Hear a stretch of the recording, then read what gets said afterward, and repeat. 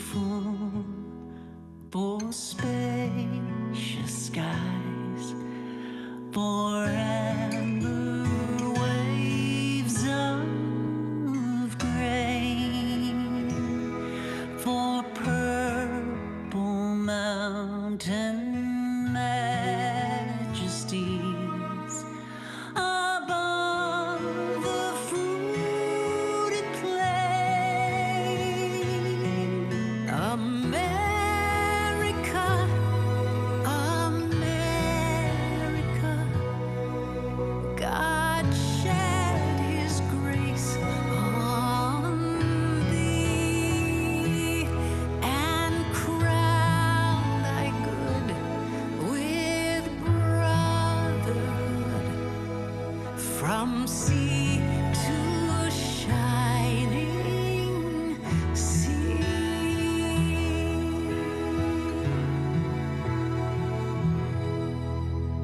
Oh, beautiful, compassionate shores where dreams and hope are born, where kindness and civility can weather any storm. America, America, God heal this great divide. Let fear release, rekindle peace, till all our hearts unite, you and me, from sea to shining sea.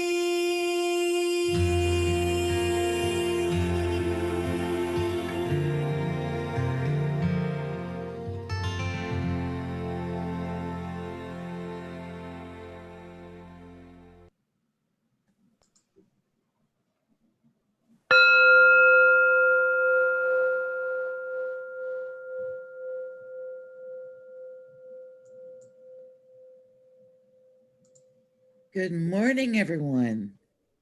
Welcome to this absolutely gorgeous fall day. My name is Thina Berry, and I'm your service coordinator today.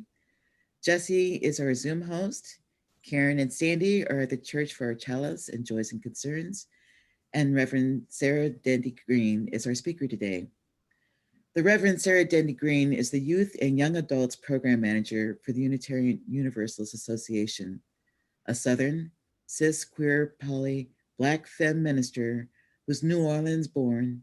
She imagines the beloved community as places which have the ability to eat good food together, experience pleasure in our bodies, and regularly put our hands in soil, all while being free from fear and violence.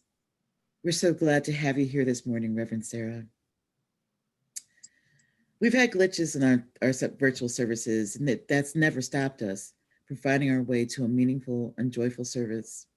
You may have noticed this morning that as you entered into a waiting room, and you had to be allowed in by one of the hosts. Next week will be each of us given a password, so you won't have to do that.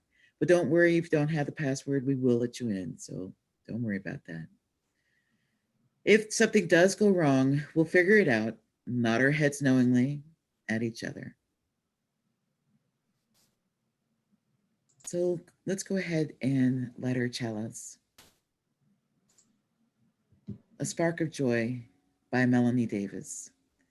If there were time for a candle in the darkness, this would be it. Using a spark of hope, kindle the flame of love, ignite the light of peace, and feed the flame of justice. Although we are still physically distancing, there is plenty of support to go around.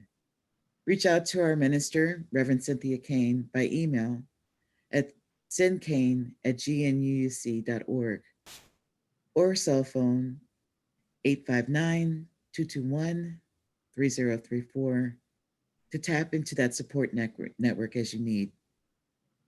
Our offers hours for non emergency calls and meetings are the first 3 weeks of the month, Monday, Tuesday, Wednesday, from 8 to 4 Central Time, and she attends meetings on most Wednesday evenings. Thursday is her sermon writing day, and Friday is her day off.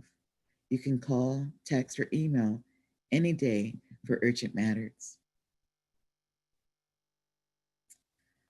By definition, a covenant is a promise, an agreement that we make together. To be a member of GNUUC, you don't have to swear that you believe a certain way.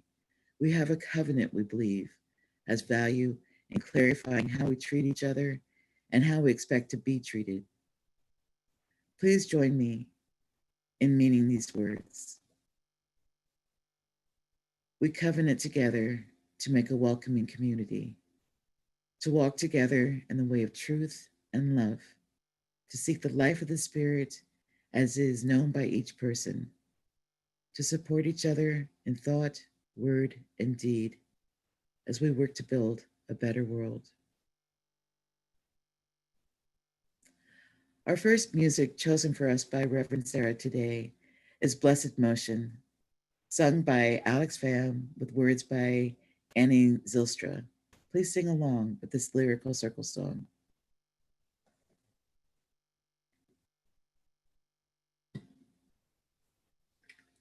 I believed in solid ground until I saw the earth in motion, in the winds of steady change, and in the ever-rolling ocean.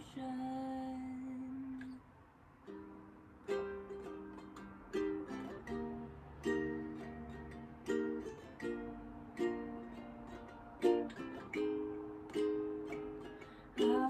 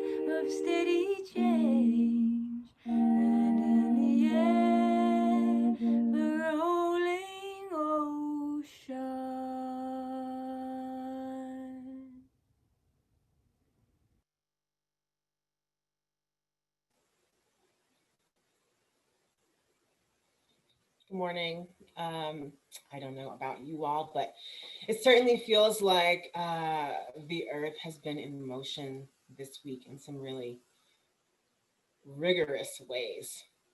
Our reading this morning is an excerpt from the manuscript found in Accra by Paulo Coelho. He writes, "When winter arrives, the trees must sigh in sadness as they see their leaves falling. They say, we will never be like we were before. Of course. Or still, what is the meaning of renewing oneself? The next leaves will have their own nature. They pertain to a new summer that approaches and which will never be like the one that passed. Living means changing, and the seasons repeat these lessons to us every year. Changing means going through a period of depression. We still don't know the new. We have to forget most of everything we used to know. But if we are a little patient, spring ends up arriving, and we forget the winter of our hopelessness. Change and renewal are the laws of life.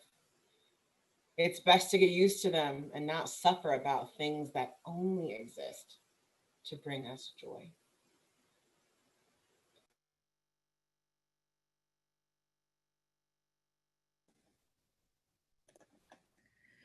GNUUC has a long history of supporting and participating in Nashville Cares AIDS Walk. This year is our even easier because we can walk all at home. Doug Lucas will share some exciting news with us about the walk. Yes, Nashville Cares has announced their sponsorship levels for this year's AIDS Walk. And one of the sponsorship levels is the $1,000 Red Ribbon sponsor level. And so we are close to qualifying for that level, within $308 of doing so. And a Red Ribbon sponsor level is important. It's just not just a name, but it'll afford us different perks or whatever and recognition for our congregation. Will be mentioned in the virtual opening ceremonies. Will be listed on the event site that they have. There'll be a small logo on each t-shirt that they issue associated with the AIDS Walk.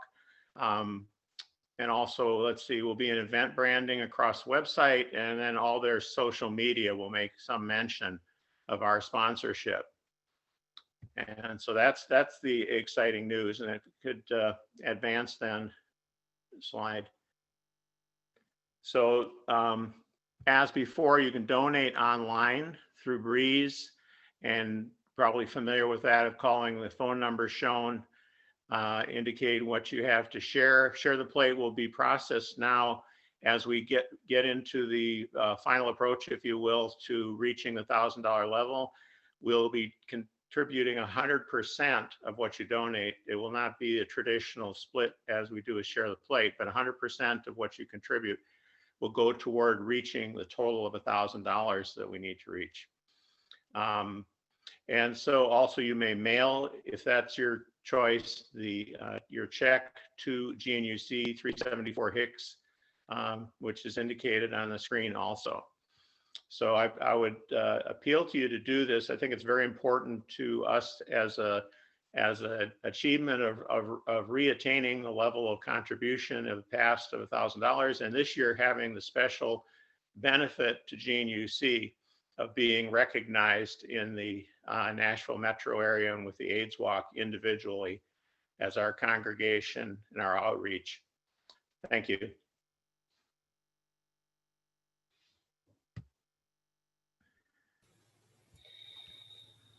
For our meditation today, I invite you to find a comfortable position, seated or standing or lying down. I invite you to soften your gaze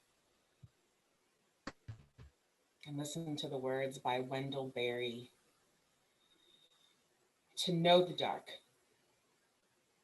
To go in the dark with the light is to know the light. To know the dark, go dark. go without sight and find that dark too blooms and sings and is traveled by dark feet and dark wings. To go in the dark with a light is to know the light. To know the dark, go dark. Go without sight and find that the dark too blooms and sings and is traveled by dark feet and dark wings. To go in the dark with a light is to know the light. To know the dark, go dark. Go without sight and find that the dark too blooms and sings and is traveled by dark feet and dark wings.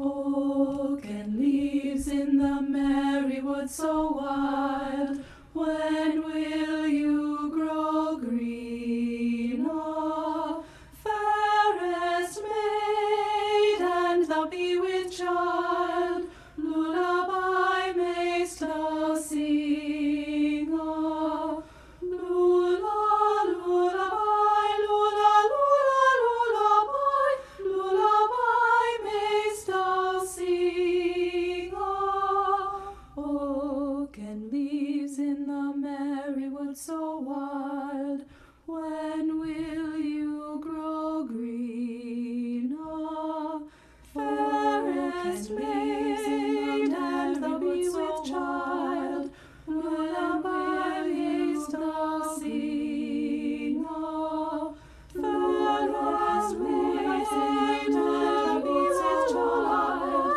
lullaby mayst thou sing. Ah, fairest maid, and thou be with child, lullaby mayst thou sing. Ah, fairest maid, and thou be with child, lullaby mayst thou sing. Ah, fairest maid, and thou be with child, lullaby mayst thou sing. Ah, fairest maid, and thou be with child, lullaby mayst thou sing. Ah, lulla, lullaby, lulla, lulla, lullaby, lullaby mayst thou sing. Ah.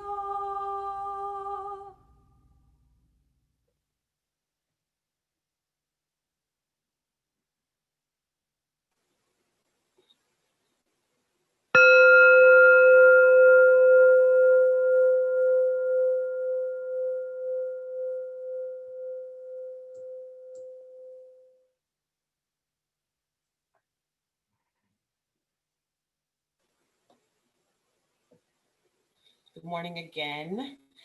It is such a pleasure to spend my Sunday morning, this Sunday morning, with people whom I know share my values and whom I know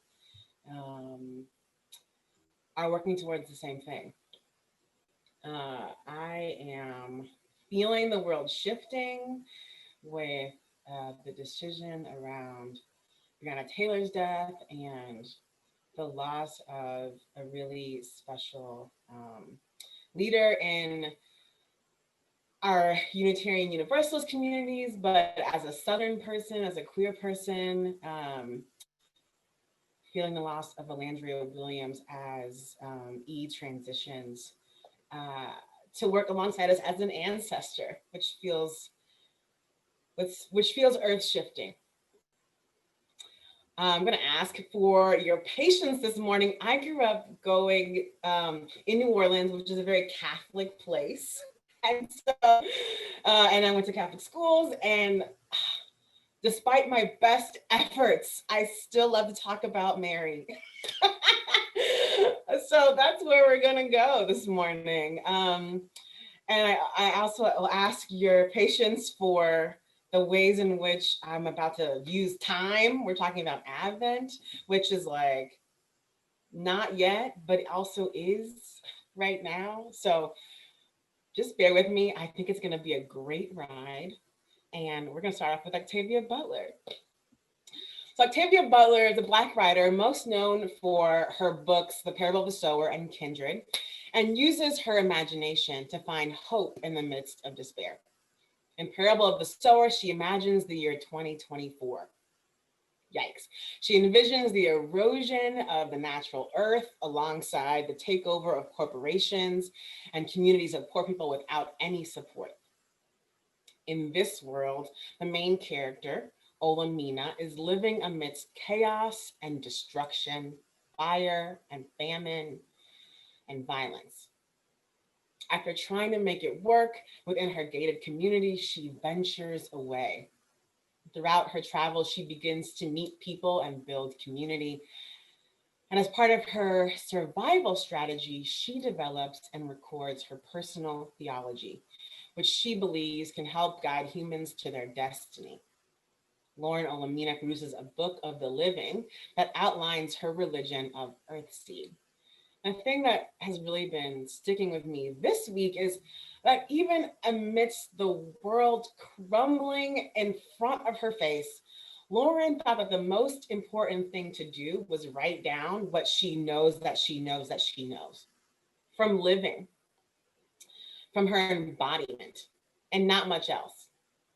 And we know this because she talks in the book about her father, who's a Christian minister, and the discernment away from his theology of certainty and cheap hope. So what I want to do today is start by talking about a definition of epistemic privilege. Basically, the idea is the question of this. To whom are you entrusting with the power to know a thing? Who are you looking towards to tell you about a thing that because they know that they know that they know about this thing? An example would be to ask yourself this question.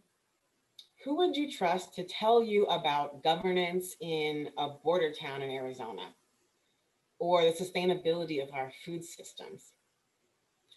These really aren't matters of opinions because asserting out loud to whom we are giving epistemic privilege is an opportunity, might I even dare say a mandate, to live into our values as Unitarian Universalists.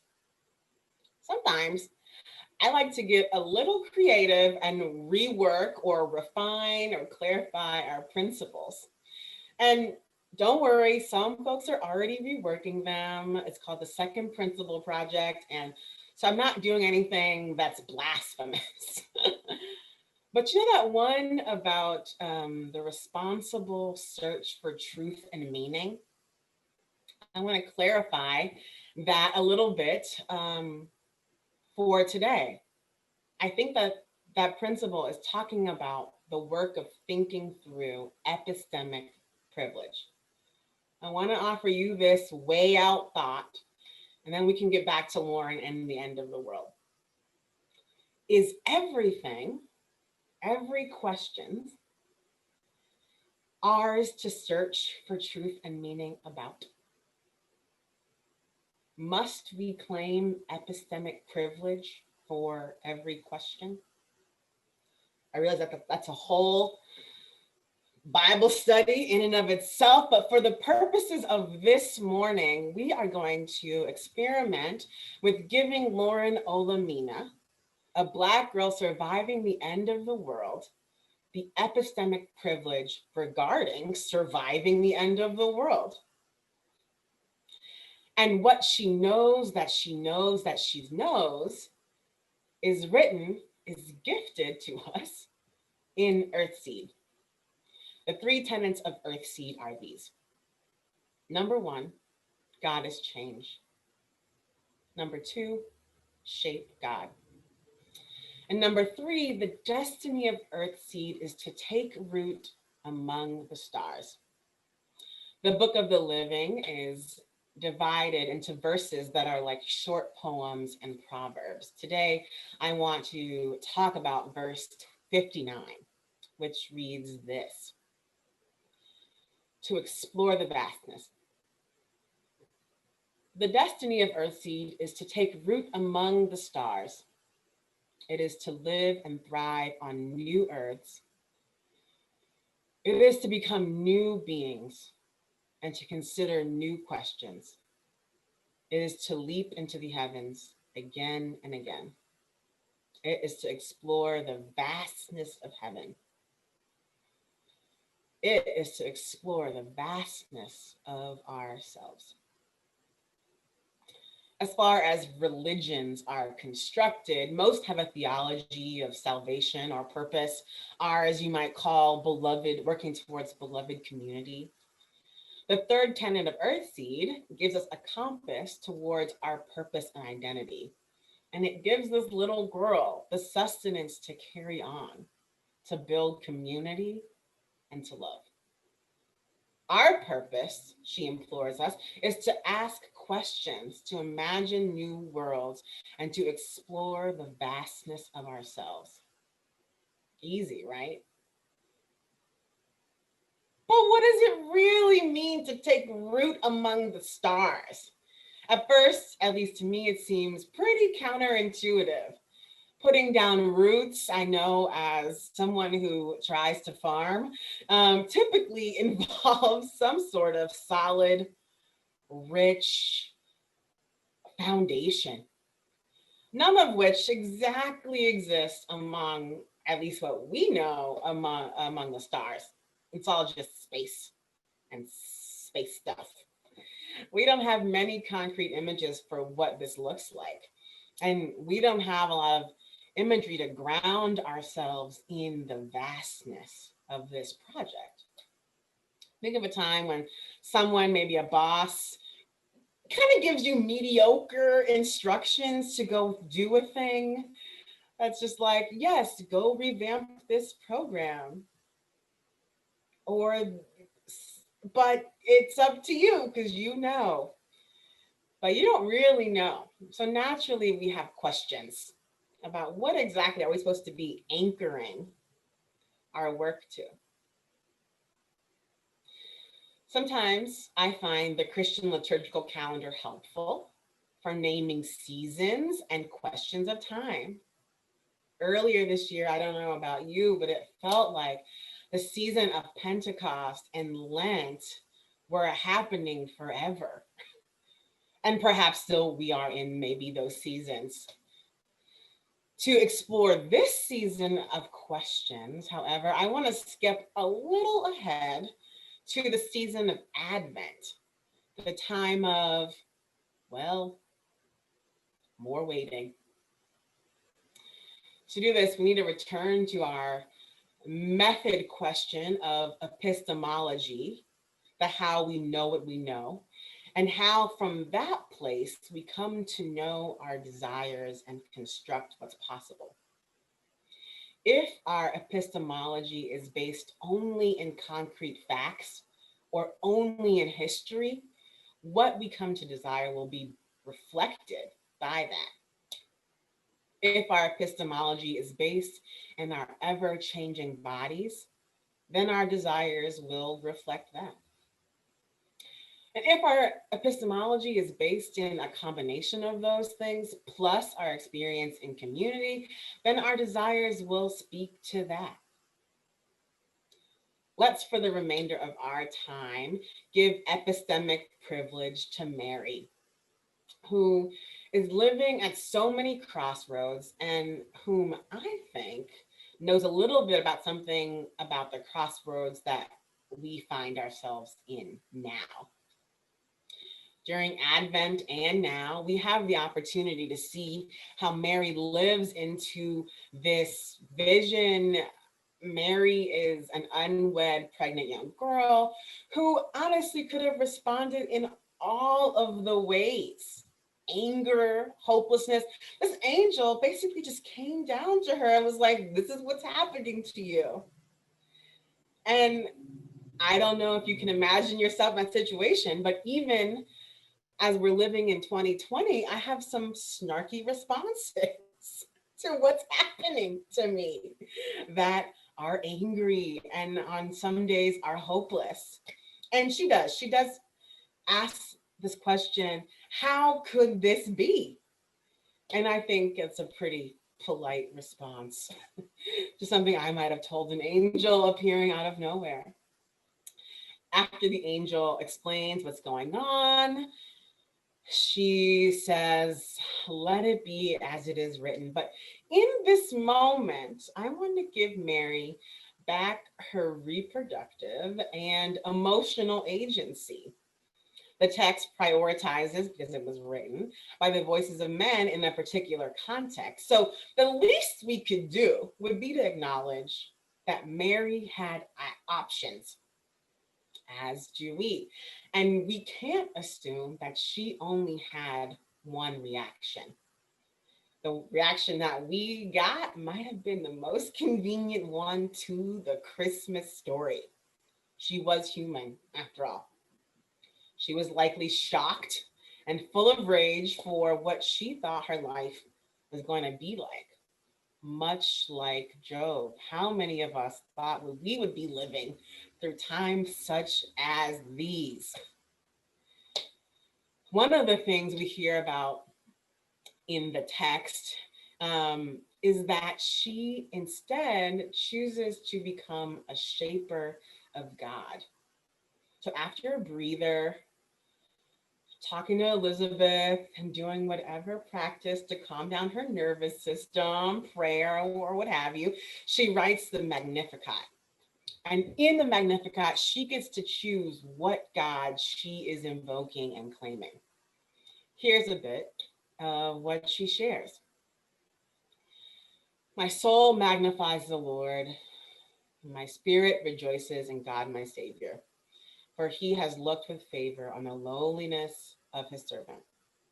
Surely from now on, all generations will call me blessed, for the Mighty One has done great things for me, and holy is his name. His mercy is for those who fear him from generation to generation. He has shown strength with his arm. He has scattered the proud in the thoughts of their hearts. He has brought down the powerful from their thrones and lifted up the lowly. He has filled the hungry with good things and sent the rich away empty.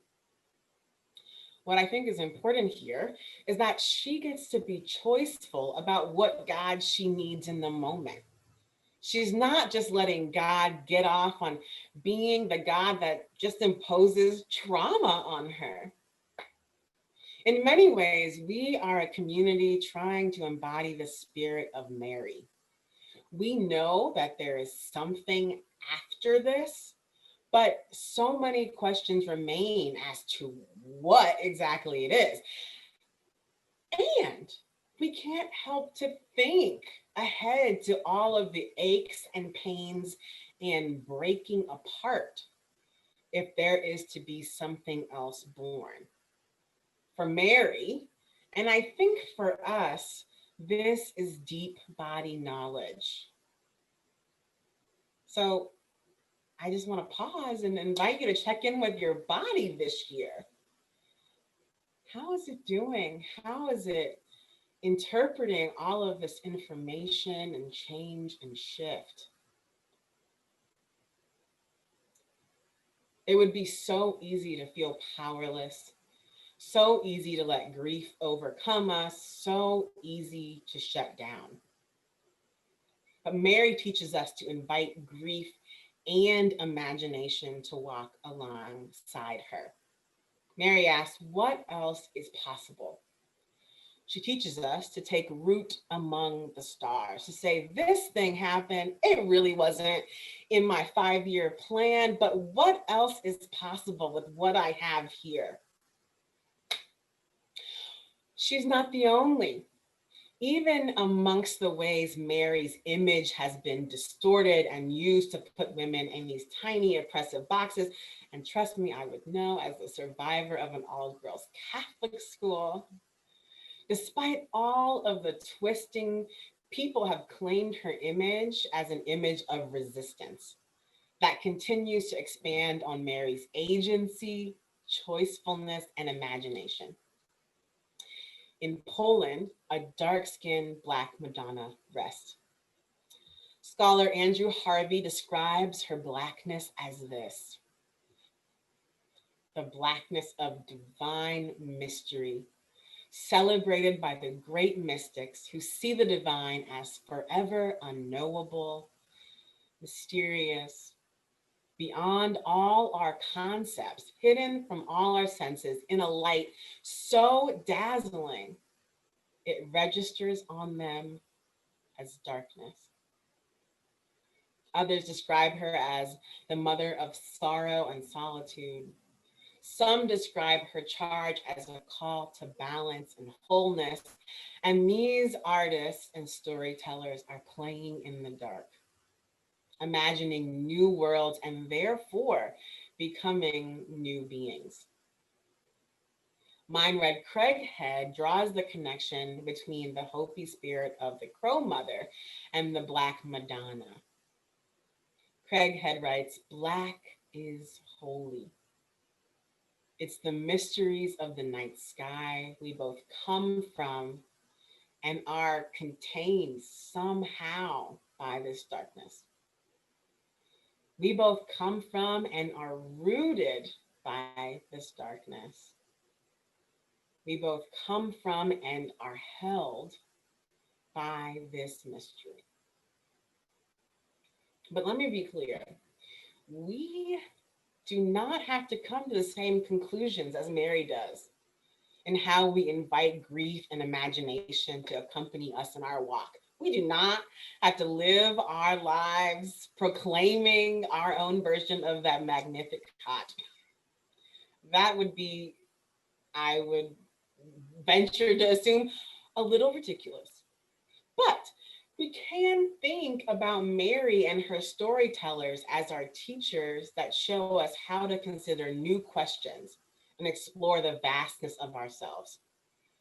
As teachers of what it looks like to have relentless optimism alongside grief, rage, and loss, whose epistemology is rooted in darkness and thusly mystery and imagination, and for whom we give epistemic privilege, those whose bodies experience these things on a level that maybe we don't.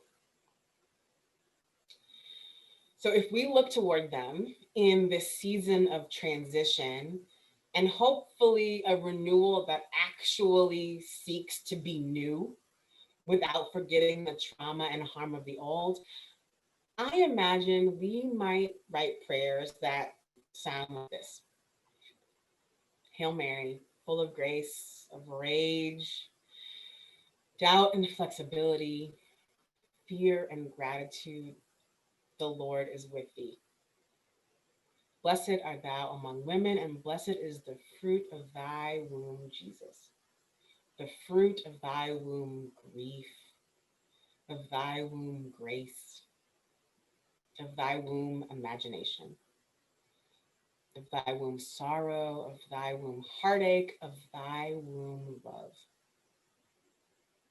Holy Mary, Mother of God, Shaper of God, Architect of God, Inventor of God, Framer of God, Composer of God, pray for us sinners when we think in absolutes and dichotomies, when we suppress our complexities and shrink ourselves, when we give away our agency and power, when we choose scarcity over abundance, now and at the hour of our death. Amen, and may it be so.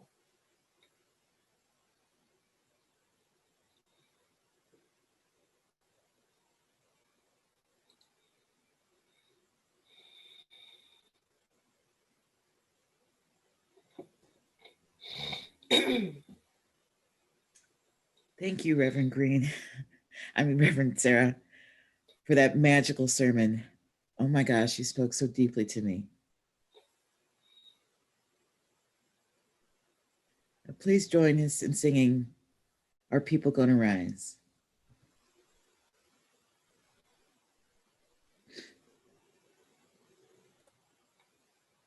Our people gonna rise. Our people gonna rise. Our people gonna rise. Listen to our cries through the pain and lies. Our people gonna rise. Our people gonna sing. Our people gonna sing. Our people gonna sing. In spite of everything, hear our freedom ring. Our people gonna sing. Our people gonna fight. Our people gonna fight for what we know is right. We're marching to the light. Our people gonna fight. Our people gonna breathe. Our people gonna breathe. Our people gonna breathe. Whatever you believe, we have the right to breathe. Our people gonna breathe. Our people gonna pray. Our people gonna pray. Our people gonna pray. Take our rights away. See you on election day. Our people gonna pray. Our people gonna rise. Our people gonna rise. Our people gonna rise. Listen to our cries through the pain and lies. Our people gonna rise. Our People gonna rise. Our people gonna rise. Our people gonna rise. Our people gonna rise. Our people gonna rise.